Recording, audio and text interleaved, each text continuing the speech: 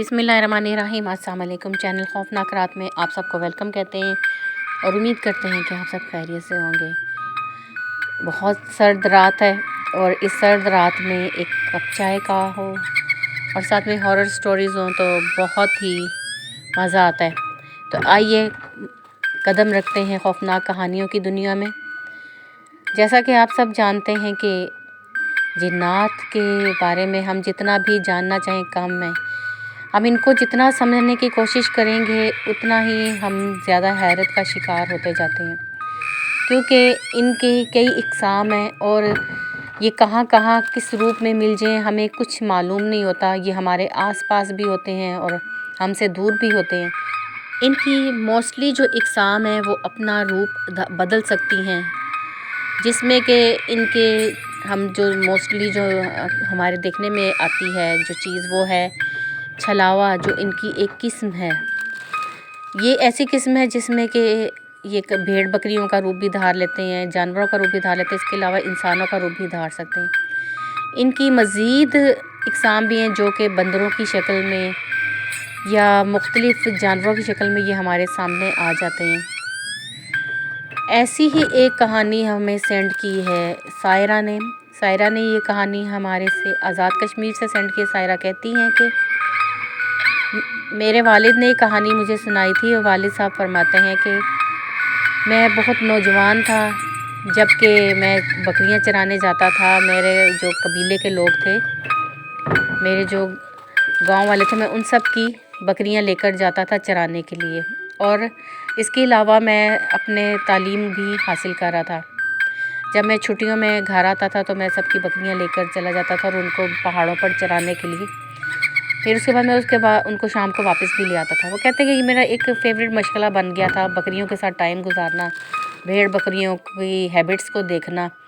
कहते हैं मैं जब शहर में पढ़ा करता था तो मुझे तब भी मेरे जहन में वही वक्त आता था, मुझे याद आता था और मैं अक्सर उनकी तस्वीरें वगैरह बनाकर अपने साथ ले जाता था।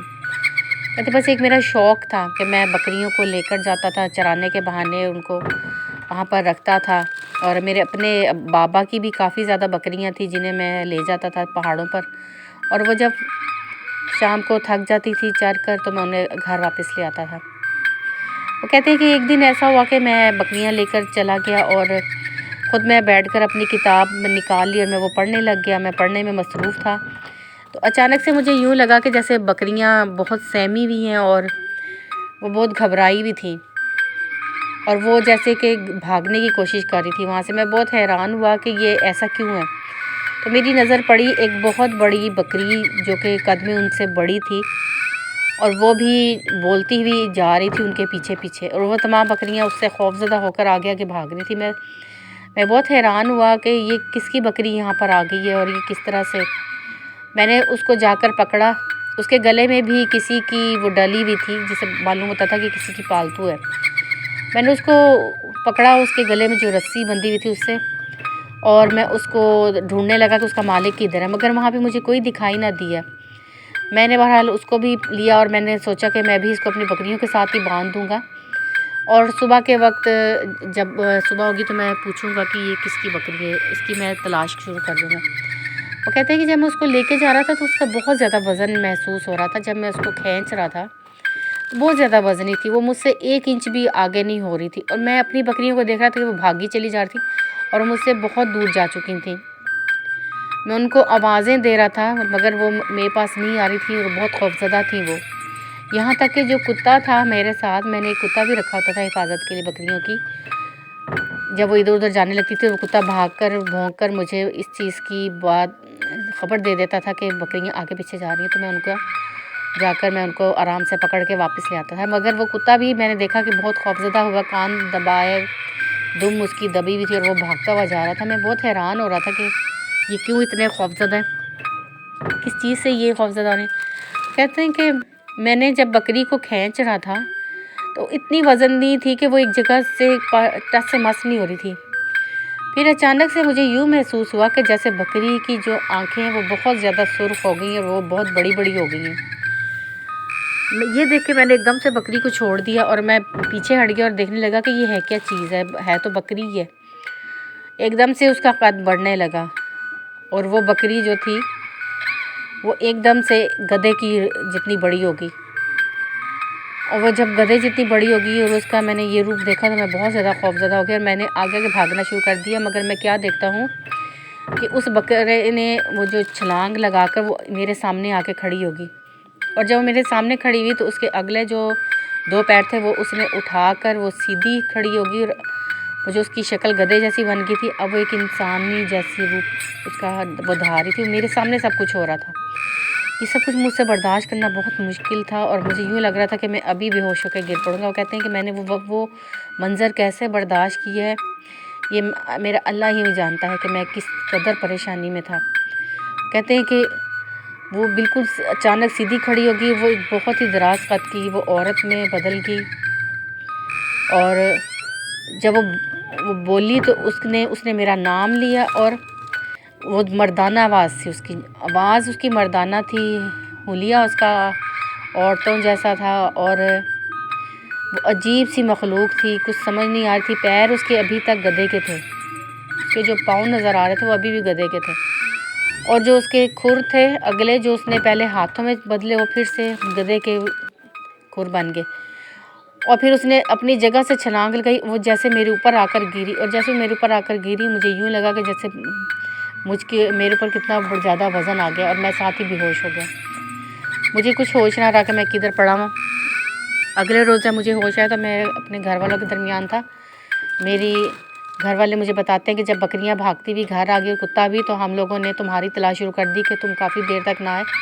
तो हमें तुम्हें ढूंढते हुए जब पहाड़ के ऊपर तुम्हारे बाबा गए तो उन्होंने देखा कि तुम वहाँ पर बेहोश पड़े हुए थे और तुम्हारे पास ही एक बकरी खड़ी थी। जैसे ही तुम्हारे बाबा ऊपर चढ़े हैं ये आयतल कुर्सी पढ़ते हुए चलते जा रहे हैं, क्योंकि ये जानते हैं कि वहाँ पर गैर मरी मखलूक़ात मौजूद हैं।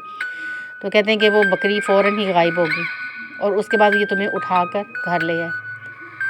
अल्लाह का शुक्र है कि मैं उसके बाद बिल्कुल ठीक हो गया, मगर मैं 5-7 दिन तो बिल्कुल भी हिल नहीं सका। मुझे बहुत तेज़ बुखार ने पकड़ लिया था, मगर अल्हम्दुलिल्लाह मुझे अल्लाह ने शिफा दी। उसके बाद मैं दोबारा कभी भी बकरियां लेके उस साइड पर नहीं गया। आज भी जब मुझे ये वाक़या याद आता है तो मेरे रोंगटे खड़े हो जाते हैं। बहुत शुक्रिया आपका, आपने जो अपनी कहानी हमारे साथ शेयर की है बहुत ही खौफनाक थी। अल्लाह ताला हम सबको ऐसी मखलूक़ात से बचाए। बेशक वीरानों में ये चीज़ें बहुत ही कॉमन होती हैं और किसी तरह से भी इनका जो तसव्वुर है वो अपने जहन से नहीं हटाना चाहिए कि वीरानों में ये नहीं होंगी, क्योंकि ये मौजूद होती हैं, ऐसी जगह इनका आइडियल होती हैं। इसी तरह से एक कहानी हमारे साथ शेयर की है वकास अहमद ने मैनचेस्टर से। वकास भाई कहते हैं कि ये कहानी एक ऐसे नौजवान की है जो कि हाफ़िज़ कुरान भी थे अल्हम्दुलिल्लाह, और वो स्विट्ज़रलैंड उनको जाना हुआ, उनको वहाँ पर जाने का इत्तेफाक हुआ और वहाँ पर उनको जॉब भी मिल गई। वो वहाँ पर जॉब करते, तकरीबन उन्हें अभी जॉब करते हुए 2-3 माह हुए थे। तो वहाँ पर एक रोज़ शाम को बड़ी सर्द हवा चल रही थी। इन्होंने शाम का खाना खाया और उसके बाद ये सैर करने के लिए बाहर निकल गए, थोड़ी चहलकदमी करने के लिए। एक मोटरवे टाइप वहाँ पर सड़क बनी हुई थी बहुत साफ़ सुथरी, जिस पर ये चहलकदमी कर रहे थे। तो इनको पास ही एक पुराना सा ब्रिज था, वहाँ पर ये वहाँ तक जाकर खड़े हो गए ब्रिज के किनारे पर और आगे पीछे जायज़ा लेने लगे। एकदम से इन्होंने देखा कि ब्रिज के ऊपर एक खातून चली आ रही हैं जो कि काफ़ी उम्र रसीदा है और बूढ़ी हैं। वो कहती हैं कि वो खातून मेरी तरफ ही आ रही थी, मैंने उनकी तरफ से कमर कर ली और मैं दूसरी तरफ से जायज़ा लेने लगा और मैं देख रहा था कि कितना हसीन मौसम है और उसमें ये हरियाली कितनी अच्छी लग रही है और साथ में शहर का नज़ारा यहाँ से बहुत भला लग रहा था और पानी का आवाज़ बहने की जो थी, ये तमाम चीज़ों में मैं खो सा गया था कि एकदम से फिर मैंने पीछे मुड़ के देखा तो वो जो खातून मेरे पास आ रही थी मेरी तरफ चलती हुई, वो काफ़ी बूढ़ी थी और कमर रसीदा, मगर इस वक्त उसकी कमर बिल्कुल सीधी हो चुकी थी और वो काफ़ी लंबी हो चुकी थी। और मैं देख रहा था कि उसका हुलिया भी बदल रहा, उसकी शक्ल भी बदल रही थी और उसके हाथ पैर भी लंबे लंबे हो गए थे। वही खातून जो कमर रसीदा थी और बूढ़ी थी, उम्र रसीदा लग रही थी, उसकी कमर झुकी हुई थी, खम था कमर में, अब वो बिल्कुल सीधी स्ट्रेट थी। कहते हैं कि अजीब सा खौफनाक सा उसका स्टाइल हो गया था। उसके हुलिया जो था मैं आपको बता नहीं सकता कि उसका वो कितनी खौफनाक लग रही थी। मैं यहाँ पर उसकी मंजर कशी नहीं कर सकता, मगर इस तन्हाई में और इतना खौफनाक चेहरा देखने के बाद उसका, मैं दिल ही दिल में आयतें पढ़ता हुआ अल्लाह ताला का ज़िक्र करता हुआ वहाँ से भाग गया।